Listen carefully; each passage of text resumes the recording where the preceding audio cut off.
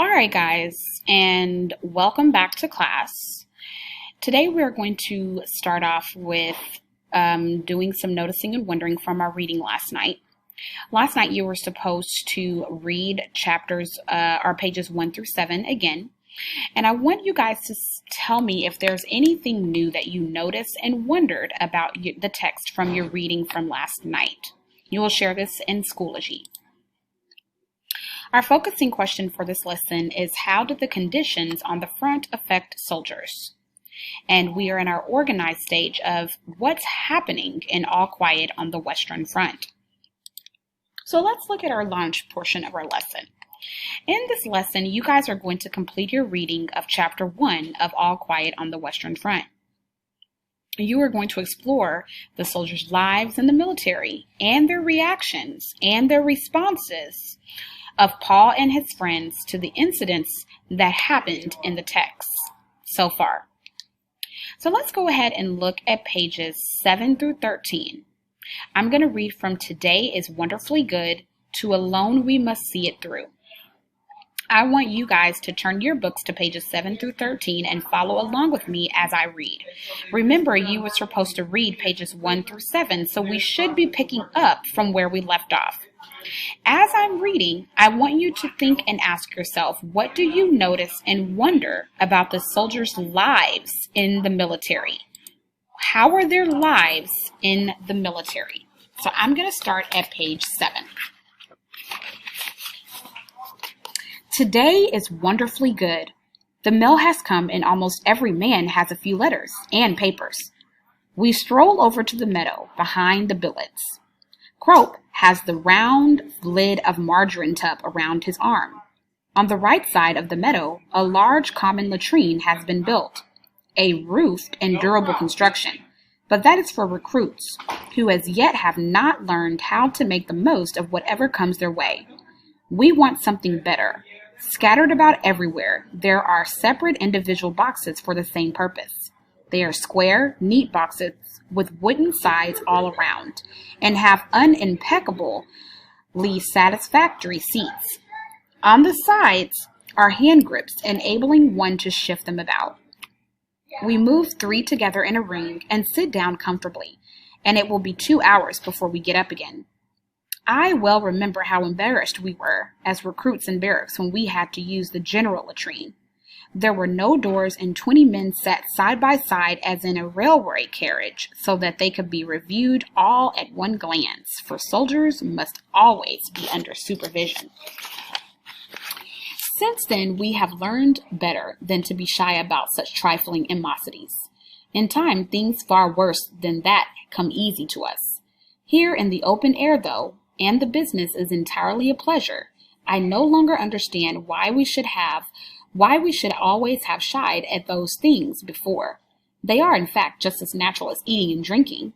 We might perhaps have paid no particular attention to them had they not figured so large in our experience, nor been such novelties to our minds. To the old hands, they had long been a mere matter of course.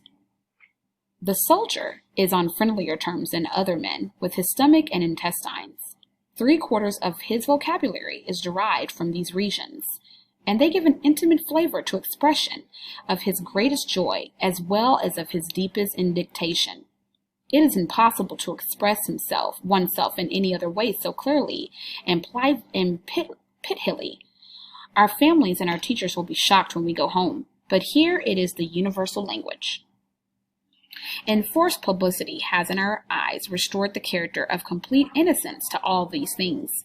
More than that, they are so much matter of course that there are uncomfortable performances fully as much enjoyed as the playing of a safe top running flush. Not for nothing was the word latrine rumor invented. These places are the regimental gossip shop and common rooms. We feel ourselves for the time being better off than any palatial white-tiled conveyance. There it can only be hygienic. Here it is beautiful. These are wonderfully carefree hours. Over us is the blue sky. On the horizon float the bright yellow sunlit observation balloons and the many little white clouds of the anti-aircraft shells. Often they rise in a sheaf as they follow after an airman. We hear the muffled rumble of the front, only as very distant thunder, bumblebees drowning by quite drown it. Around us stretches the flowery meadow.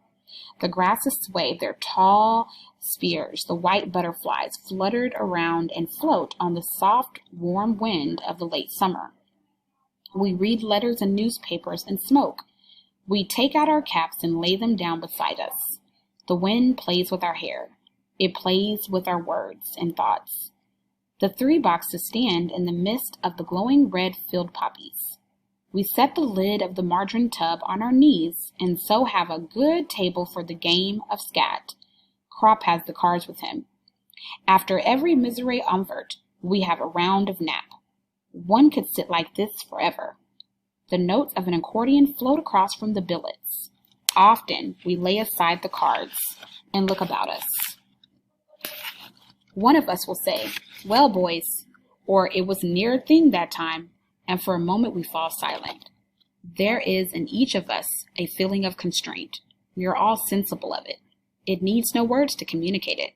It might be easily have happened that we should not be sitting here on our boxes today.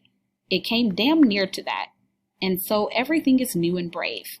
Red poppies and good food, cigarettes, and summer breeze. Crop asks, "Anyone seen Cambridge lately?" "He's up at St. Joseph's," I tell him. Muller explains that he has a flesh wound in his thigh. A good blightly. We decide to go see him this afternoon. Crow pulls out a letter. "Cantrick sends you all his best wishes." We laugh. Muller throws his cigarette away and says, "I wish he was here." Cantrick had been our schoolmaster, a stern little man in a gray tailcoat with a face like a shrew mouse. He was about the same size as Corporal Himmelstoss, the terror of Kolsterberg. It is very queer that the unhappiness of the world is so often brought on by small men.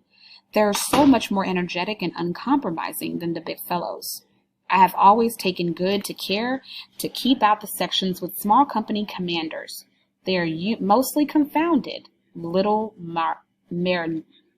martinets.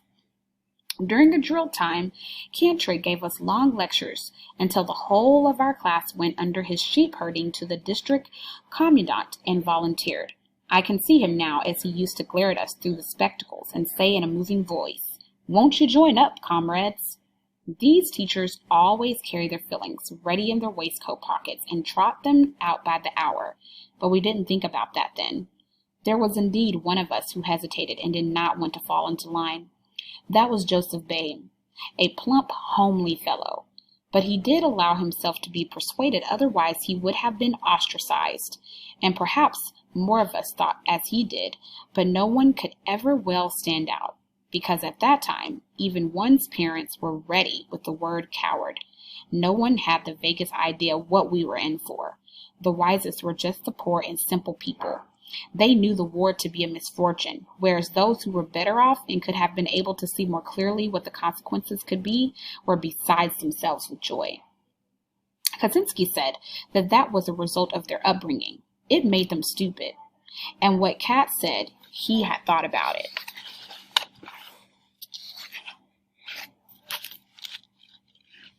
Strange to say, Ben was one of the first to fall. He got hit in the eye during an attack, and we left him lying for dead. We couldn't bring him with us because we had to come back helter-skelter. And the afternoon suddenly we heard him call and saw him crawling about in no man's land. He had only been knocked unconscious because he could not see and was mad with pain. He failed to keep under cover, and so was shot down before anyone could go and fetch him. Naturally, we couldn't blame Cantrick for this. Where would the world be if one brought every man to book? There were thousands of Cantricks, all of whom were convinced that they were acting for the best in a way that cost them nothing, and that is why they let us down so badly. For us lads of 18, they ought to have been mediators and guides to the world of maturity, the world of work, of duty, of culture, of progress to the future. We often made fun of them and played jokes on them, but in our hearts we trusted them. The idea of authority, which they represented, was associated in our minds with a greater insight and a more humane wisdom. But the first death we saw shattered this disbelief. We had to recognize that our generation was more to be trusted than theirs. They surpassed us only in phrases and in cleverness. The first bombardment showed us our mistake, and under it the world as they had taught it, us to break in pieces. While they continued to write and talk, we saw the wounded and dying. While they taught that duty to one country is the greatest thing, we already knew that the death throes are stronger. But for all that, we were no mutineers, no deserters, no cowards. They were very free with all these expressions. We loved our country as much as they. We went courageously into every action, but also we distinguished the false from true. We had suddenly learned to see, and we saw that there was nothing of the world left. We were all once terribly alone, and alone we must see it through. So now that I've read that to you guys, and you can go back and read it, in fact, I say that you have to go back and read it, what do you notice and wonder about the soldiers' lives in the military?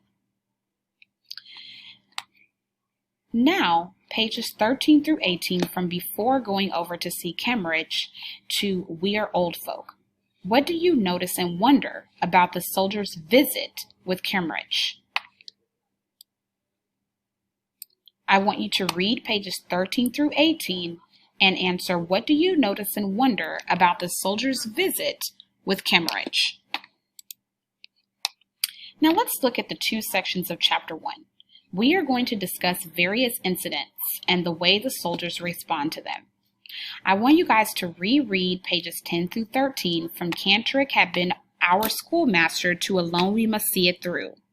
And I want you to take some detailed notes about the beliefs of Paul and his friends that they share and the beliefs of their former teacher, Cantrick.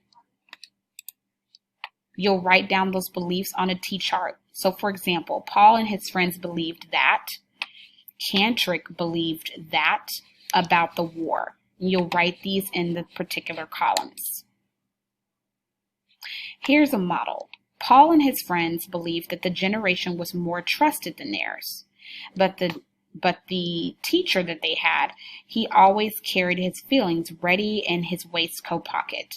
You'll write those out as you read along. Again, I would highly recommend reading 10 through 13 and then jotting them down into the T-chart. Now look at that T-chart. Why did Paul and his friends join the war? If you need to, reread aloud pages 13 through 13 before going over to see Cambridge to We Are Old Folk. How do Paul and his friends respond to Cambridge's situation? How do they react to seeing Cambridge inside of the hospital? It is due to note for you guys to write this in your vocabulary journal, the word bombardment. Bombardment means to strike with artillery or explosive devices such as bombs or cannons. This word is going to come up several times inside of your reading. They are going to be bombarding people with artillery, bombs, and cannons. How do incidents in this part of the chapter show that Paul and his friends are old folk?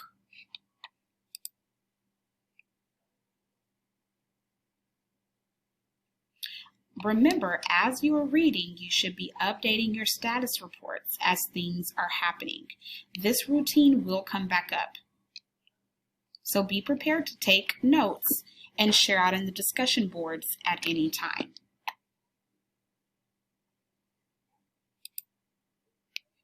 Now I want you guys to write a paragraph. Choose 2 characters to write about and summarize one incident in chapter 1 and explain how those 2 characters reacted differently to the incident and what their different actions revealed about who they are. To finish this lesson, we are in our organized stage, and I want you to answer the question of what's happening in All Quiet on the Western Front so far from chapter 1. Then I want you to write 5 journalistic questions: who, what, when, where, and why. These 5 simple questions are a way for you to summarize your understandings and to check for comprehension. Write a brief exit ticket summarizing who, and what the novel is about so far. For tonight's homework, I want you to continue working on your fluency from handout 7A and read the paragraph that is on that handout. So if you go to handout 7A, you'll see that there's an actual paragraph that it wants you to read on there. Also, reread chapter 1 in All Quiet on the Western Front, and in your journal, write 2 sentences that explain when and where the novel takes place, making sure that you use textual evidence. So let's look at the word beckons and ostracize. We are now in our vocabulary deep dive. It is true we have no right to this windfall. The Prussian is not so generous. We have only a miscalculation to thank for that. Page 2. I want you to consider which words within this paragraph gives hints as to what a windfall might be. What do they mean by windfall? Then I want you to read it again. And I want you to write down what words help you come up with what the word windfall means. What words help you around the word to explain what windfall means. Windfall is an unexpected or unearned gain or piece of good fortune. A dollop means a small amount, such as a quick splash of liquid. These words are coming from pages 1, guys. Page 1. Dollop is on page 1. I want you to share out about the ideas in the sentences before and after sentence 7 on page 1 that gives a clue about the meaning of the word beckon. What do you think beckon means? Then, on the second to the last paragraph on page 11, I want you to write down the word ostracize. Then develop a definition using context clues of what you think the word ostracize means. Then actually look up the definition in the dictionary. Based on your definition that you came up with for ostracize and the definition that you found inside of the dictionary, give yourself a point scale. Were you incorrect, you would give yourself a 0. Were you partially accurate, you would give yourself a 1. Or were you accurate, give yourself a 2. All right, that's going to be it for today's lesson. I'll see you guys soon. Bye.